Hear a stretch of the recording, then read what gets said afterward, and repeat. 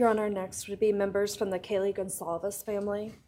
First will be her father, Steve Goncalves.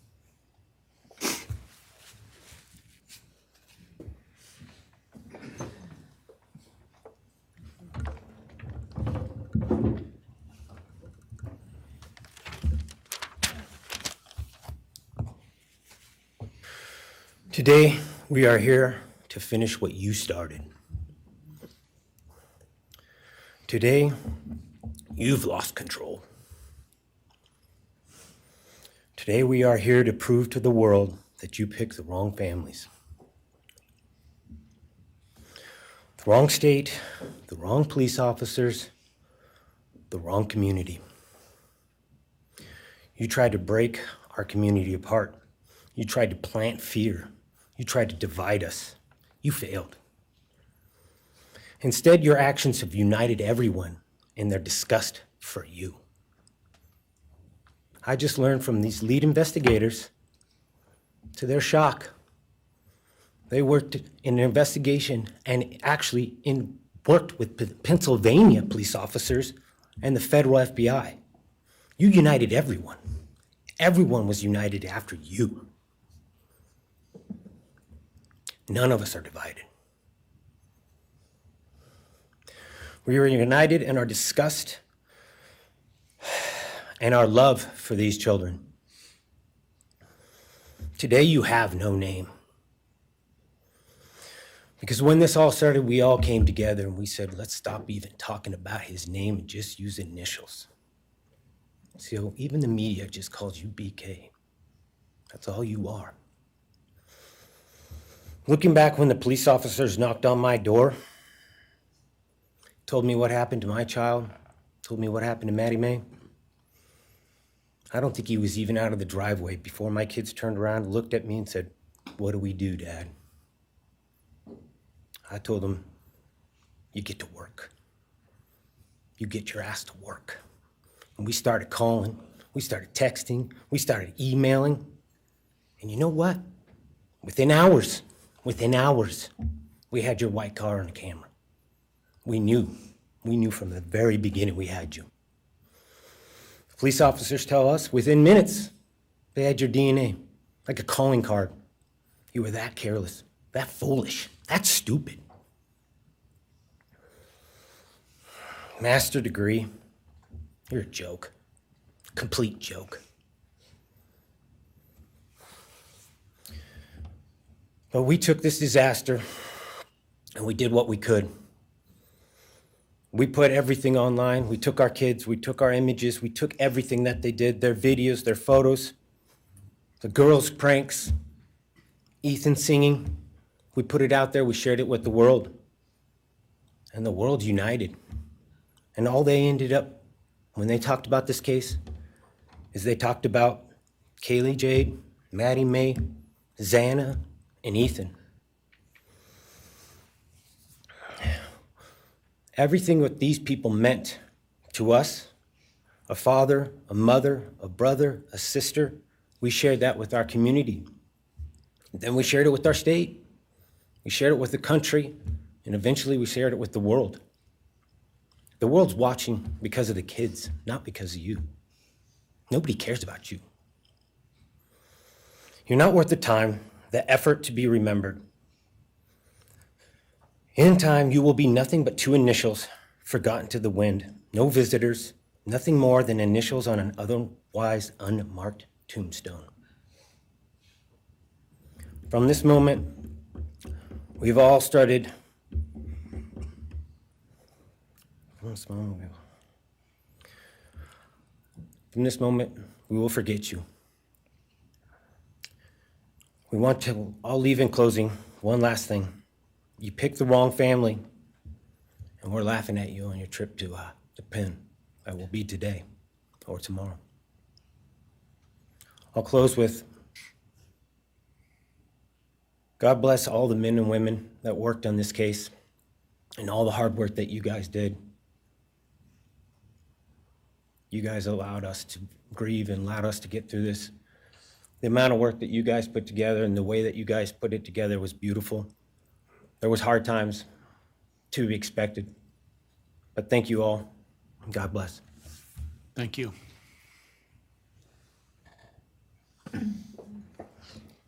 Your Honor, next is Stephen Goncalves, Kaylee's brother.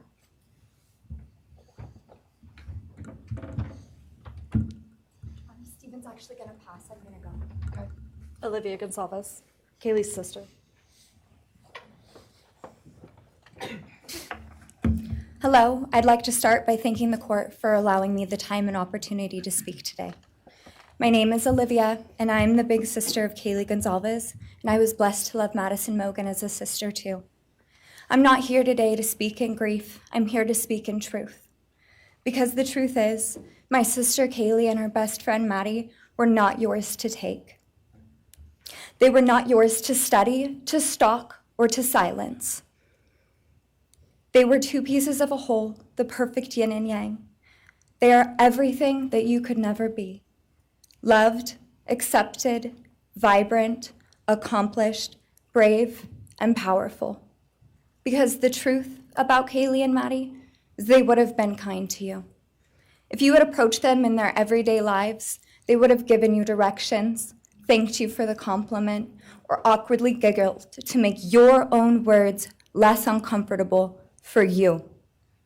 In a world that rejected you, they would have shown mercy. Because the truth is, I'm angry. Every day I'm angry.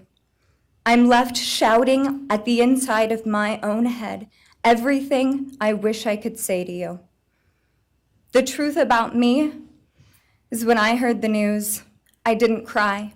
I listened for them. I promised them I would, that I would fight for them, that I would show up no matter what it cost me. I swore I'd never let them feel alone. Because you see, I've always been their heavyweight. I've always been the one to fight the battles they didn't feel ready to fight themselves. All it ever took was a call, and they knew I would handle it for them, no matter the time, no matter the cost. They could wave their white flag because they knew I would never back down, not for them, and not even death could change that. Somewhere along the line, I started to think about what I would say to them if I was given just one last chance. If I could gather enough heartbreak or love or sacrifice or whatever it took to get just one message across, what would I say?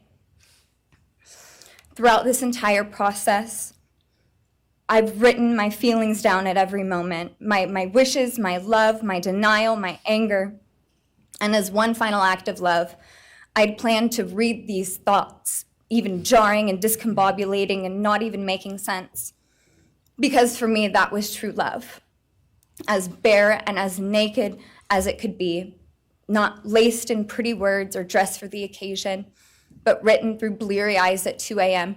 with clenched fists, angry at this reality. My true final act of love was to continue on without them, for them. That dream to read aloud my love to them, to bring meaning through pain, was the latest blow in realizing you don't deserve it. And Kaylee and Maddie don't need it. Kaylee and Maddie have always known my love, and they would never ask me to prove it by further victimizing myself to a defendant who has shown no guilt, no remorse, no apprehension. They would say to me, "Why would you give the satisfaction of showing vulnerability now? You promised you would never back down." And for that clarity, I'm thankful. I won't stand here and give you what you want. I won't offer you tears. I won't offer you trembling. Disappointments like you thrive on pain, on fear, and on the illusion of power. And I won't feed your beast. Instead, I will call you what you are: sociopath, psychopath, murderer. I will ask the questions that reverberate violently in my own head, so loudly that I can't think straight most any day. Some of these might be familiar, so sit up straight when I talk to you.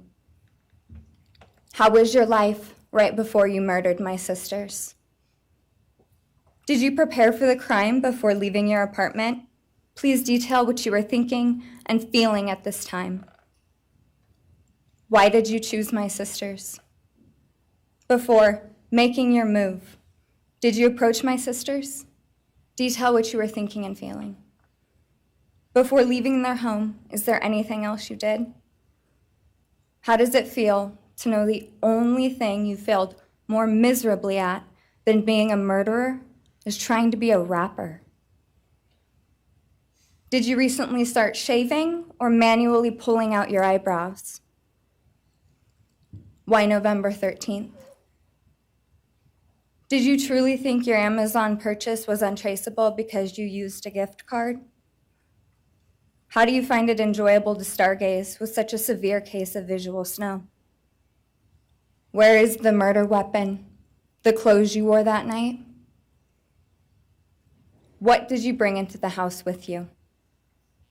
What was the second weapon you used on Kaylee? What were Kaylee's last words?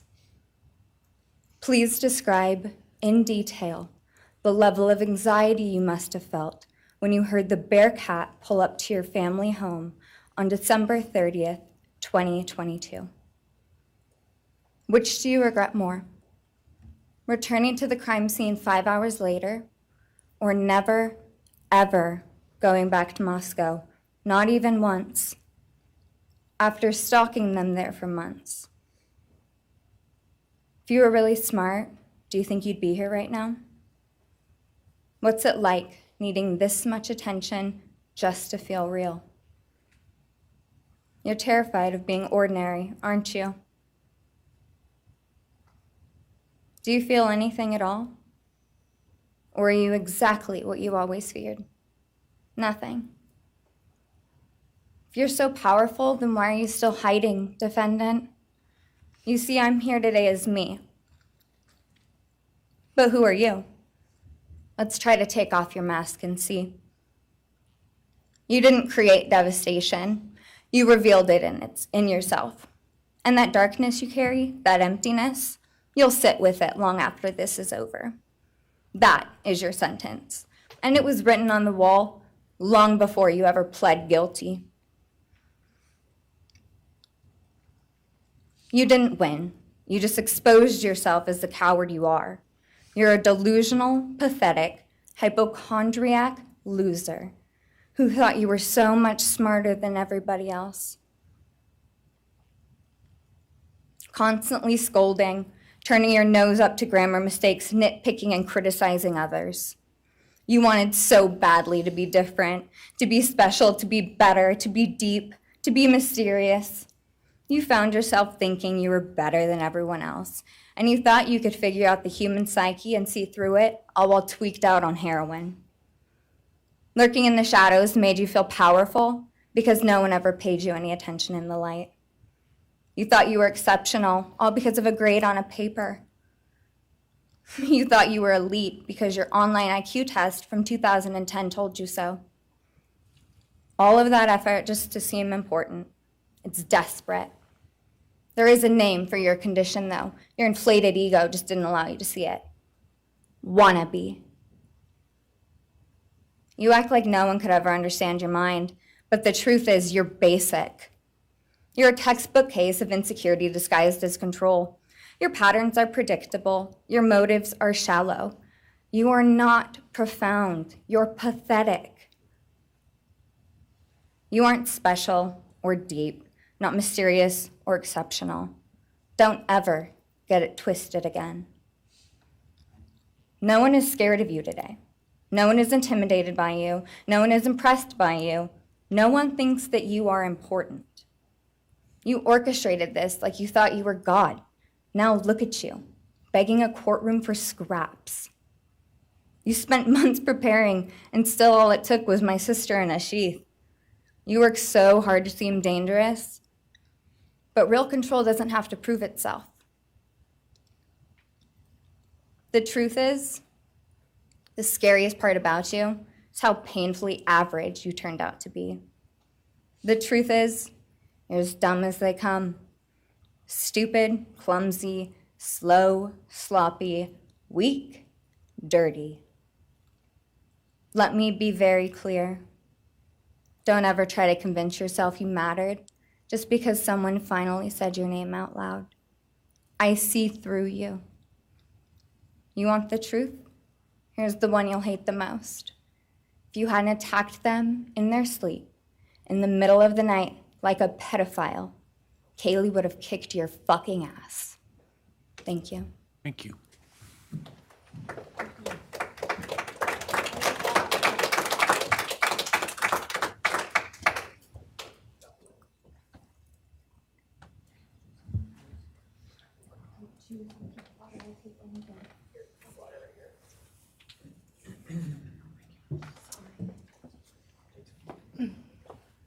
Next is Christy Goncalves, Kaylee Goncalves' mother.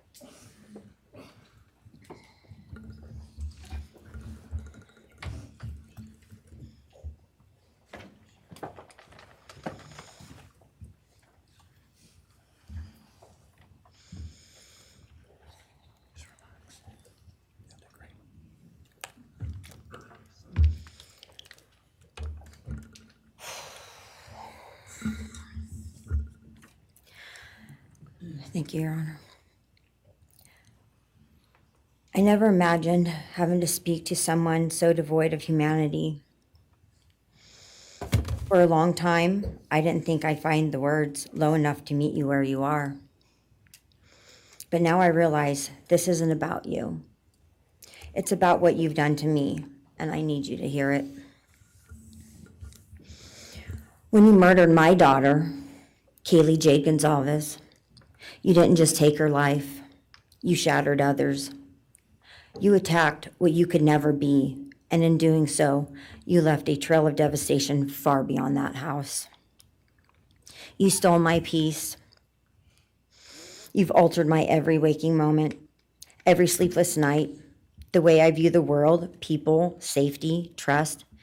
It's all been changed by your cruelty. I no longer recognize parts of myself.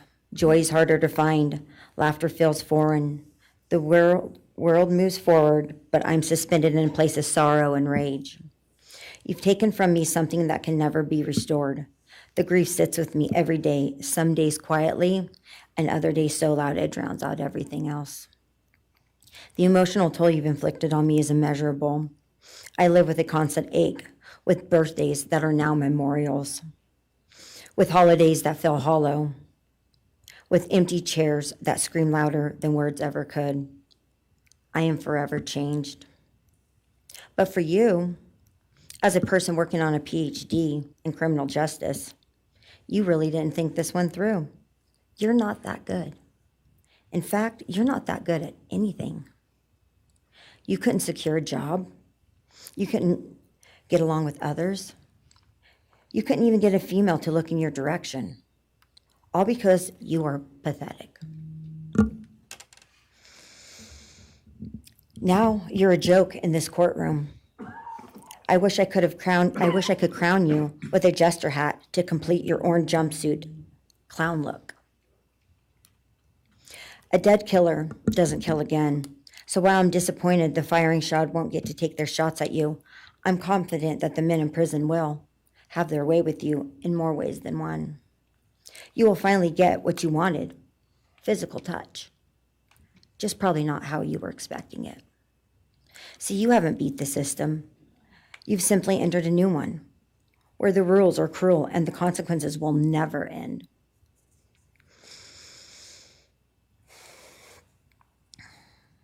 You are entering a place where no one will care who you are and no one will ever respect you. You will be forgotten, discarded, used, and erased. You will always be remembered as a loser, an absolute failure. And when those prison doors slam shut behind you, I hope that sound echoes in your heart for the rest of your meaningless days. I hope it reminds you of what we all already know. You're nothing. May you continue to live your life in misery. You are officially the property of the state of Idaho, where your fellow inmates are anxiously awaiting your arrival. But it's okay, because they're there to help you. Hell will be waiting. Quick message from our youngest daughter. Aubrey wanted to say, you may have received A's in high school and college, but you're going to be getting big D's in prison. Thank you.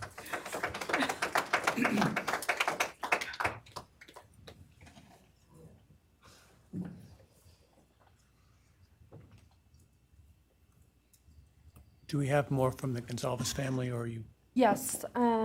Next would be Shannon Gray, the Goncalves family attorney. He'll be reading statements from Kaylee Goncalves' grandmothers. Well, Morning, Your Honor. Shannon Gray, the attorney for the Goncalves family. I actually have 3 statements, one from her aunt and 2 from her grandparents. This is from her aunt, Tammy Butts. You, in the cloak of darkness, made a decision to turn our whole family's world upside down forever. You, in the cloak of darkness, took our Kaylee J. Goncalves away from us all without hesitation. Never have you shown any remorse or regret. We just get creepy, non-expressive stares as you have your team of women defend you. Kaylee was a strong, kind, fun-loving, caring person, and she will greatly be missed by all her family and friends for the rest of our lives. She had goals in life that you took from her and us. We lose on watching her enjoying her life, working hard and building the future she wanted. She was ready to start that after college life. You, in the cloak of darkness, took it all away. You left us without her future wedding, her future children that she would have added to our family. No more talking to her on the phone, going for a coffee, celebrating holidays. It's all gone. You, in the cloak of darkness, gave each and every one of Kaylee's family members their own lifetime sentence.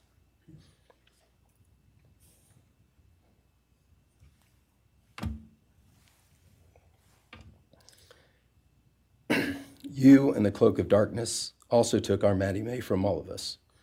She was so genuine, caring, polite. She was part of our family. You came in, harmed our children that were younger women than you in their own beds. You're nothing, you're a coward. It's not right that you have received life. I pray that you meet your end in the cloak of darkness, burn in hell. I have 2 other statements, Your Honor.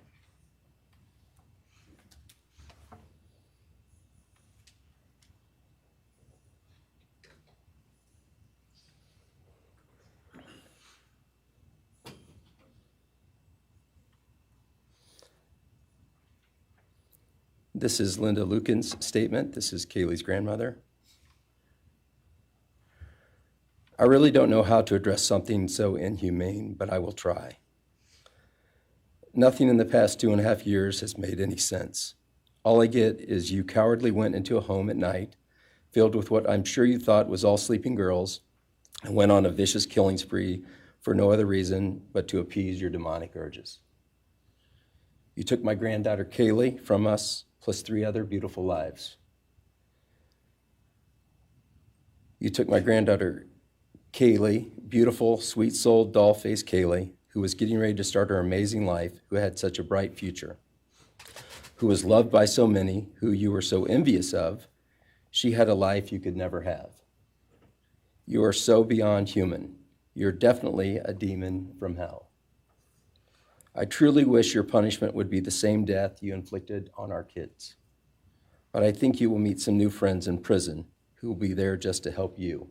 Thumbs up.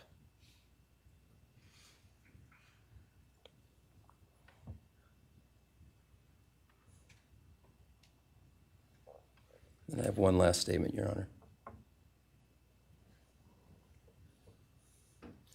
This is from Cheryl Goncalves, Kaylee's other grandmother.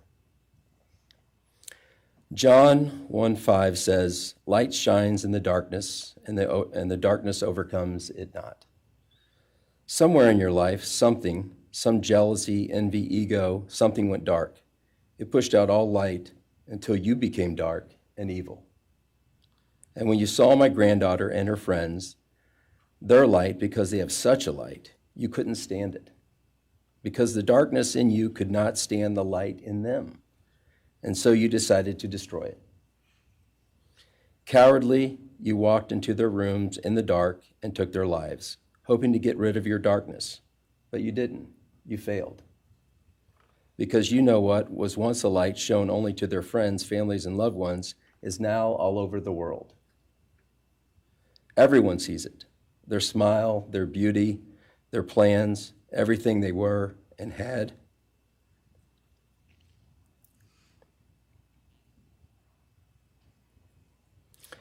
And you think you put a close to it, even that, but you didn't. Because they still exist. They are still light. They are still beautiful. You can never take that away. They will always be in the light of all eternity. And you will be in the darkness because you could not overcome it. You failed. I want you to be gone, more than gone. I want you to be cast out. Cast out from my life, from my family, from this earth. I will not allow your hatred to penetrate into my own soul. You did not get that power. You are evil, and in the end, evil is eradicated.